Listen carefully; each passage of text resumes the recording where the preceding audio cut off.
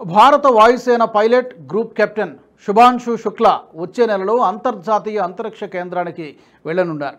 ఇస్రో ప్రాజెక్టులను సమీక్షించిన కేంద్ర మంత్రి జితేంద్ర సింగ్ ఈ విషయాన్ని వెల్లడించారు.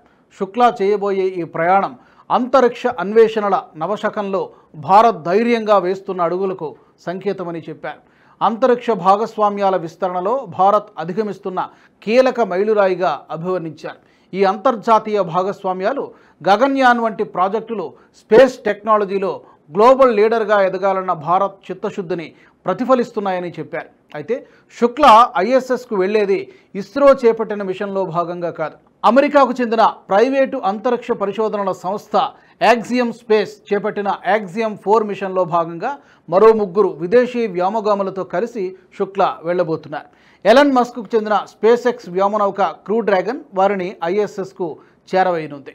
ఫ్లోరిడాలోని కెనడీ స్పేస్ సెంటర్ నుంచి స్పేస్ ఎక్స్ ఫాల్కన్ 9 రాకెట్ ద్వారా క్రూ డ్రాగన్ను దిగువ భూకక్షలోకి ప్రవేశపెడతారు. అమెరికన్ వ్యోమగామి నాసాకు చెందిన పెగీ వాట్సన్ కమాండర్గా ఉండే ఈ మిషన్లో శుక్లా పైలట్గా వ్యవహరిస్తారు.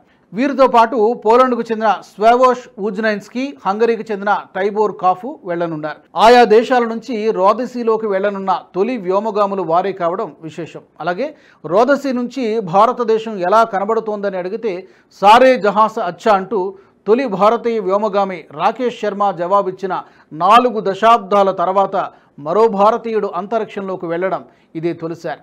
ఈ మిషన్లో భాగంగా వారు 2 వారాల పాటు ఐఎస్ఎస్లోనే ఉంటారు. శుక్లా ఈ 2 వారాలు అక్కడ పలు ప్రయోగాలు చేయబోతున్నారు.